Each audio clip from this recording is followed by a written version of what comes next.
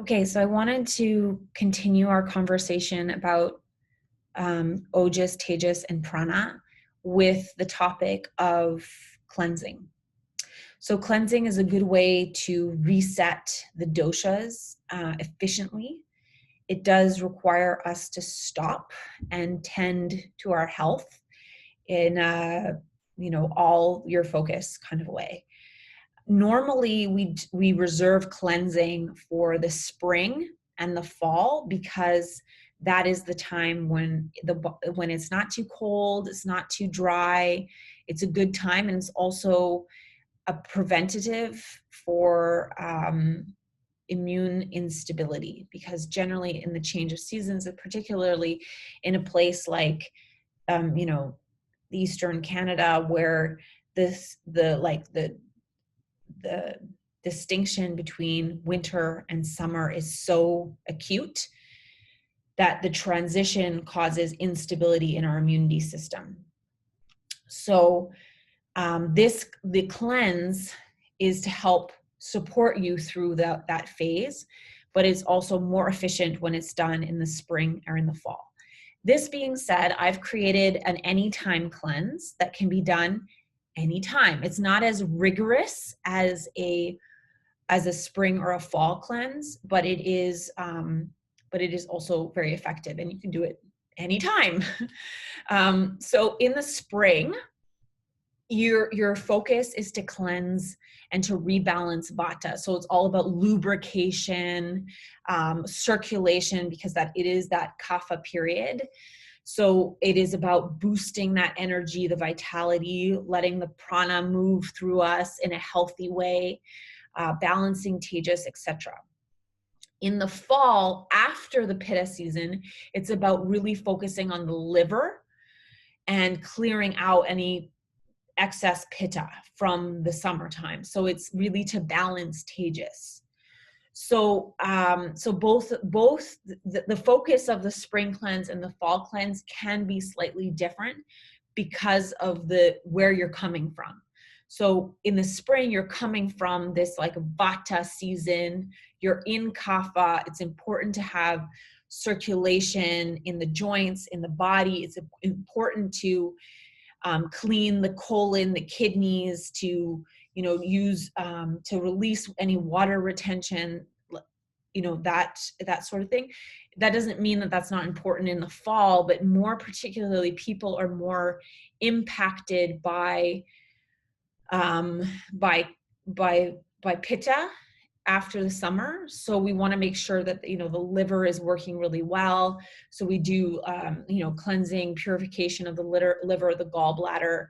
We rebalance vata, always rebalancing vata, and make sure that we're ready, we're strong enough for the winter that's coming. So here's the anytime cleanse.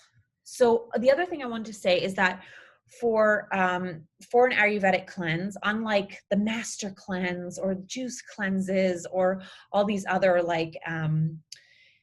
popular trendy detox programs, an Ayurvedic cleanse really focuses on the body, the mind, and the emotions. So it's really like a full spectrum, because we don't believe that if you just clean your body, you're going to feel better. You have to feel better on all levels. And it's really about your vitality, your energy level. That's what's more important than anything else. So that's to take into consideration.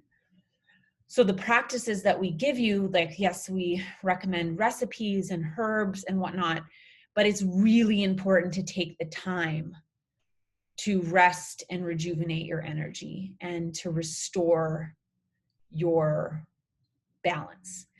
This is also why, to some extent, an Ayurvedic cleanse can be done at any point. So even if you're a little bit weak, even if you're pregnant, even if you're usually you don't cleanse when you're pregnant, you don't cleanse in the winter, and you don't cleanse when you're feeling weak. But to a certain extent, you can do some of the Ayurvedic cleanse to rebalance yourself, even when you're in a state, in any of those states. So, so there is a food component, of course, there is a lifestyle component, and both are equally important. So if you do the master cleanse, for example, which is like lemon and cayenne and whatever, water, something like this, you, like they say to rest, but what's more important is that you poop. It's all about pooping. In Ayurveda, it's about pooping, yes, but it's also about cleansing your energy, using energy clearing, incorporating the practices that we've learned in our workshop on energy clearing, when we did that with Claudine, and some of the other things that we've talked about, meditation, rest, improving the quality of sleep. So it's a full spectrum. So I have a little handout. It was done it doesn't have my current fonts and whatnot, but it is still, the information is still highly valid and relevant. So this is the anytime cleanse. That could be a 3-day cleanse, a 7-day cleanse, whatnot. The routine is so important. I come back to this again and again and again and again and again and again and again and again and again. Like the routine, the ability to channel your energy is essential. So taking time to plan, it's also taking time to plan this cleanse out, because you can't just kind of like, if you're in the middle of a move, this is not the time to cleanse. But when you stop, when you're able to stop what you're doing for a period of time, 3 to 7 days, this is when you can really benefit from it. You decide when you can stop, of course. Take the time to plan what you're going to eat, when you're going to eat, sleep, work, socialize, exercise, practice, etc. You also take the time when you're going to be able to have the space to do what you need to do for this cleanse.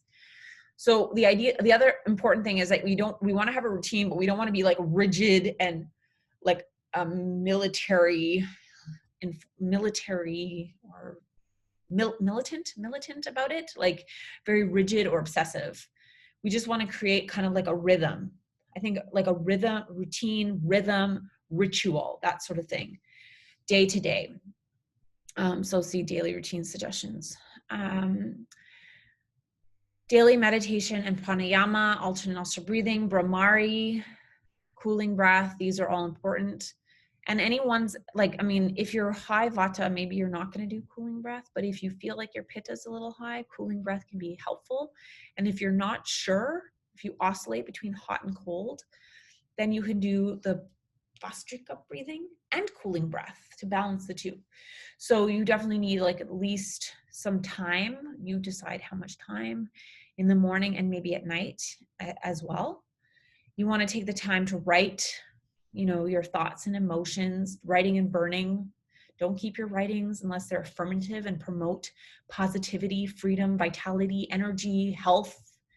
If you're writing about the past, or if your writing has a negative tone, you want to burn it and destroy it, because you want to like kind of peel away those layers of tension. This is a symbolic release. This is basically the writing and burning exercise that you already know about. And if you do it on a daily basis, especially during your cleanse, like every day for 3 to 7 days, you can really start to feel emotionally lighter and free. And you basically start to clear your mind from worry and from resentfulness, anger, frustration, debris, like any of that debris, that emotional debris. Talk therapy can also be helpful during this time too. But I almost like the writing part better, because you're completely like released of anything. You're not even like leaving it in the mind of anybody else, even if that person is not, connected to your life in any way. Like even if it's an objective person. You also want to take time to stare out the window, to dream, to be grateful. You can start a gratitude journal. You can work on your vision board. Like you want to create the space. You want to create the space to clear out stress and things of the past, clear out the traumas, or at least like clear out the emotional impact of them, at least for the time being. And also, like, you know, nature abhors a vacuum. So if you take shit out of your psyche, you want to be intentional about what you're putting back into your mind. So that's why dreaming, practicing gratitude, writing positive affirmations, reading positive affirmations, taking in positive impressions, that's why it's important. So if you clear out stuff, you need to be intentional about what you're putting back in. Same thing with your body and when you eat. So you want to do a little bit of daily exercise just to promote circulation, nothing intense, walking, especially in nature, yoga, postures that stretch the front of the body, swimming if you have access to swimming, Ayurvedic self-massage, you know, anything that's like kind of light to moderate pace, just to keep that energy circulation flowing in the body. Hydrate. So I think greens juice is very helpful during a cleanse, but if you're not the kind of person that will actually juice a bunch of organic vegetables every morning, if you don't have the space, the time, then you'll get a dehydrated greens. I like the ones from Arbonne because they're the cleanest and tastiest and full spectrum ones that I found. You can ask me about them if you're curious. I drink this every morning, and it's really helpful. It also has fiber in it, so it helps you go to the bathroom. And throughout the day, you want to drink plenty of liquid, herbal tea, electrolytes. So you might put in, I have some suggestions for that. I'll show you later. Herbal teas, it could be like pretty much any herbal tea, but there's a herbal detox tea from Arbonne that is really nice because it has a combination of dandelion, which is cleansing for the liver, Orva ursi, which is also balancing for sugar and glucose. It has walnut, elderberry, fennel, a variety of different things. It's a really nice complex, or you just make your own. You can also even do like cumin, coriander, and fennel seeds, equal parts, crush them together. You can boil them as a decoction, and you can drink this. It's sort of like it's a tridoshic, mild diuretic, and it helps you rebalance. So you can drink it warm or hot during the day, and you can also add a bit of aloe vera gel or mint, especially if your pitta is a bit high. Triphala is a very helpful herb to take during your cleanse. I would take it in more, like a little bit more of larger quantity than you would on a regular basis, just to make sure that you're like purgating properly. So maybe 2 in the morning or 2 at night, and 2 at night with water. And then you can look at the herbs, the way you take Triphala, depending on the dosha that you know is higher. So, you know, if your kapha is a little bit high, you might take Triphala Guggulu, right? The one that has the accelerator in it. Guggulu is the accelerator herb. It's a bit hot. You might, and if you are high in vata, you might take your Triphala with ghee. If you're high in pitta, like if your stool is loose, then you might take it with a little bit of aloe, especially at night before you go to bed. But I think it's also beneficial to have it at night and in the morning.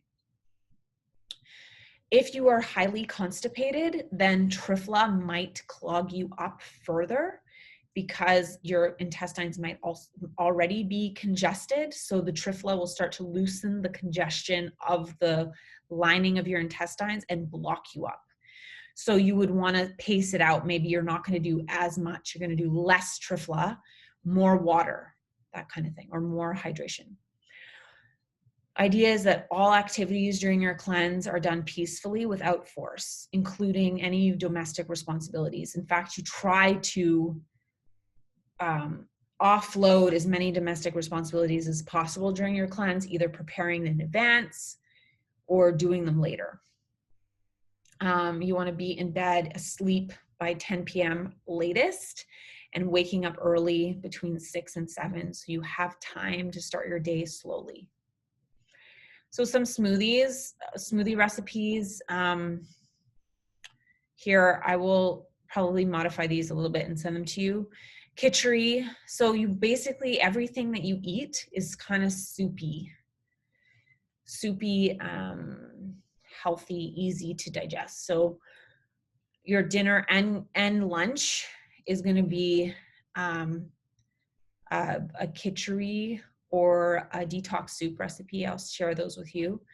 And the idea is that they're all kind of blended and you don't have to use any extra energy to digest them.